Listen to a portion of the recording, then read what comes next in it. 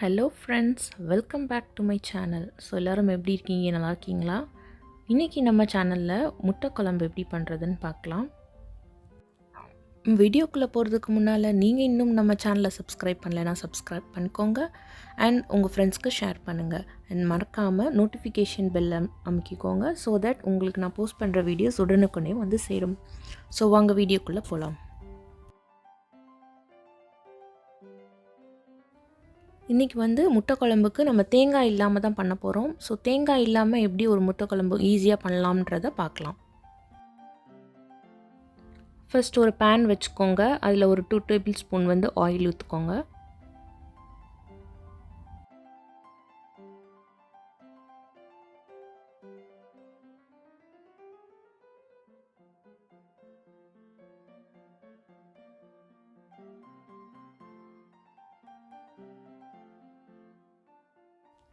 Oil நல்லா heat ஆனதும் பட்டை, கிராம்பு, ஏலக்காய், பெருஞ்சீரகம் இதெல்லாம் போட்டு கொஞ்சம் நல்லா பொரிய விடுங்க.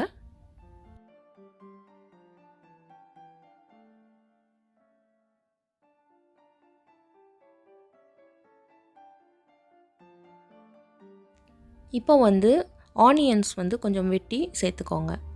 நான் ஒரு ஆனியன் எடுத்துருக்கிறேன், மீடியம் சைஸ்டு ஆனியன்.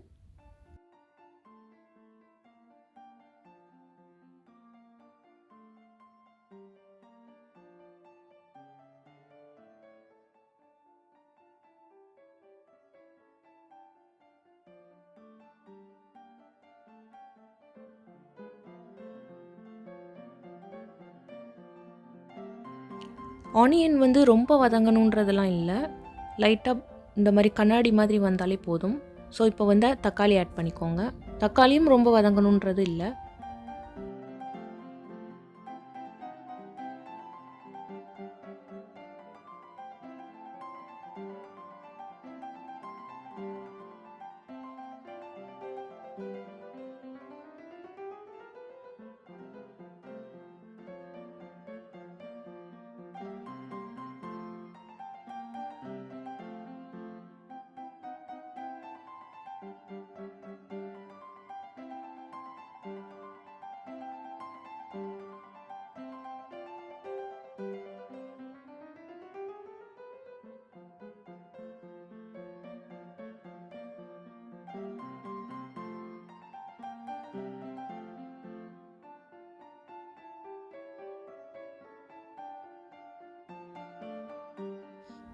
இப்போ கொஞ்சமாக மஞ்சப்பொடி ஆட் பண்ணிக்கோங்க.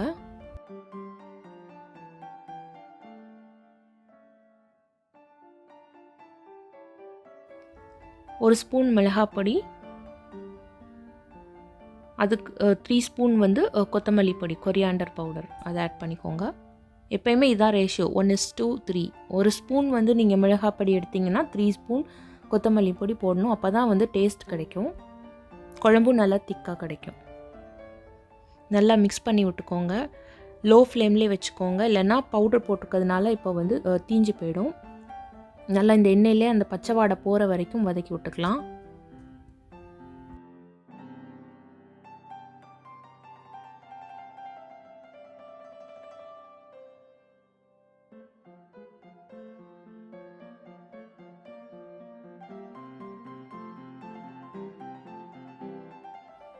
நல்லா வதங்கிடுச்சு. இப்போ அதை ஆற வச்சு மிக்ஸி ஜாரில் நல்லா பேஸ்ட் மாதிரி அரைச்சிட்டு எடுத்துகிட்டு வந்துக்கலாம்.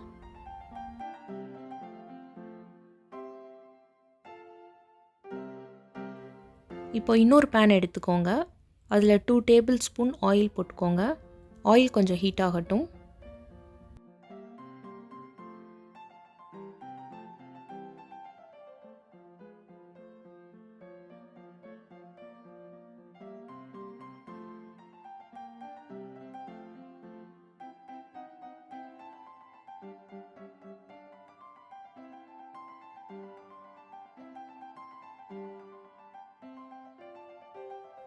இப்போது பெருஞ்சீரகம், கிராம்பு, ஏலக்காய், பட்டை இதெல்லாம் சேர்த்துக்கலாம்.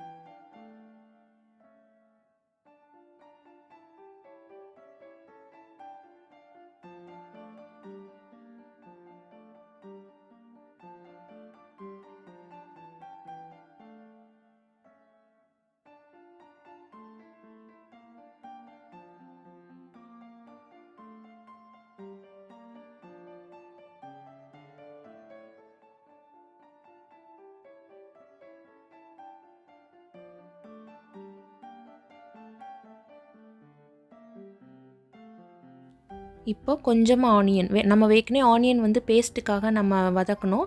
ஸோ இப்போ கொஞ்சமாக போட்டால் போதும். கொஞ்சமாக ஆனியன் போட்டு வதக்கி விடுங்க. கொஞ்சம் நல்லா ப்ரௌன் கலர் ஆகிற வரைக்கும் வெயிட் பண்ணலாம்.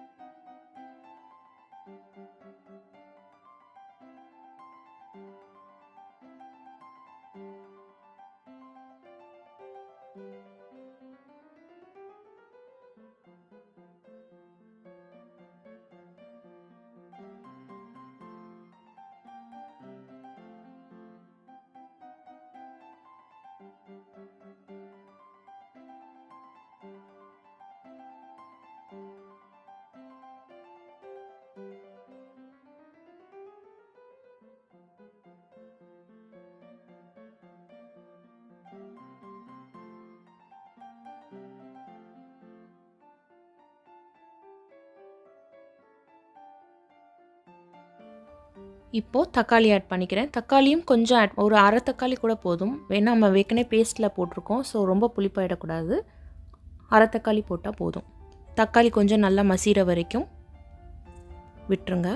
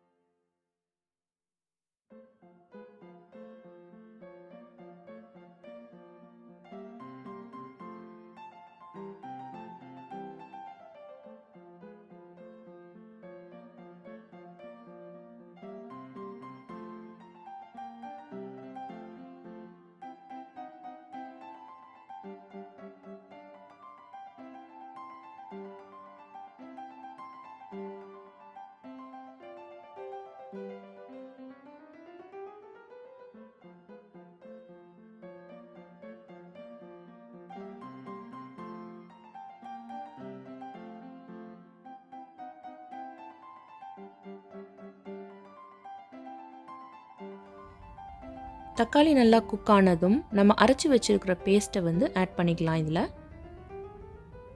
இந்த பேஸ்ட்டு நல்லா இந்த எண்ணெயிலே வதக்கணும்.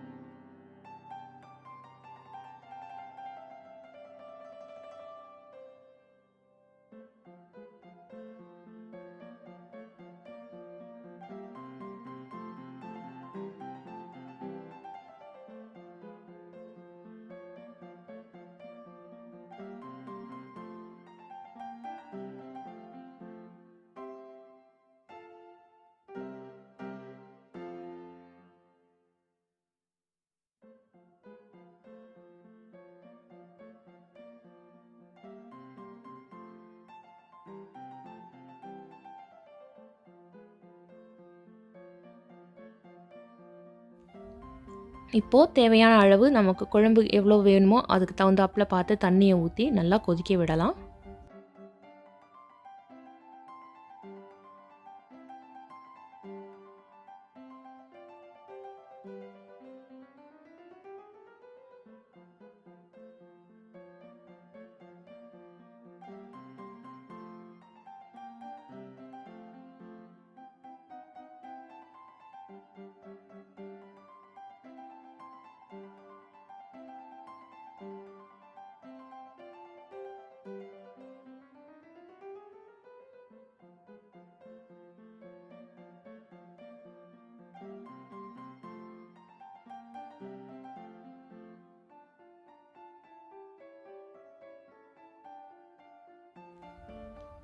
இந்த மாதிரி கொதி வந்ததும் ஃப்ளேமை லோ பண்ணி வச்சுக்கோங்க. லோலே இருக்கட்டும்.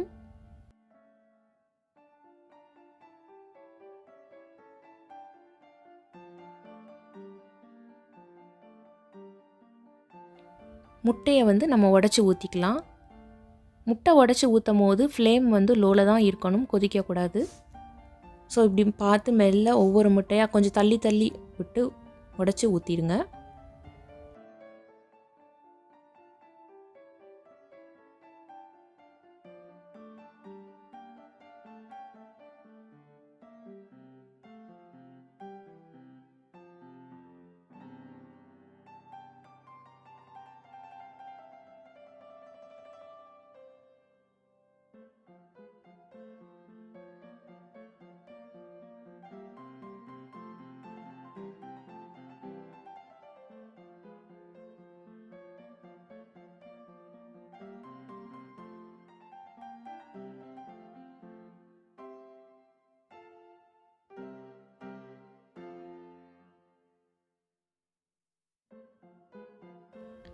முட்டை உடச்சி ஊற்றின உடனே டக்குன்னு கரண்டி வச்சு கிண்டிடாதீங்க, உடஞ்சிடும். அப்புறம் நல்லாவே வராது.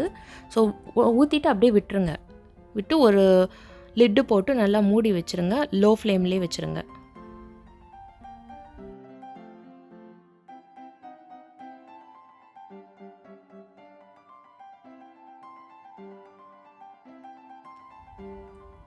ஸோ ஒரு 10 மினிட்ஸ் கழித்து நம்ம ஓப்பன் பண்ணி பார்க்கலாம். பார்த்தீங்களா எவ்வளோ நல்லா அருமையாக ரெடி ஆயிடுச்சு நம்ம முட்டை குழம்பு. சிம்பிள். இப்போ நீங்கள் வந்து லைட்டாக அந்த அடியிலேருந்து அப்படியே மேல் டாப்பில் எடுத்து விட்டு பாருங்கள், நல்லா வெந்திருக்கும் முட்டை. இதாங்க முறை, இப்படி தான் பண்ணணும் முட்டை குழம்பு.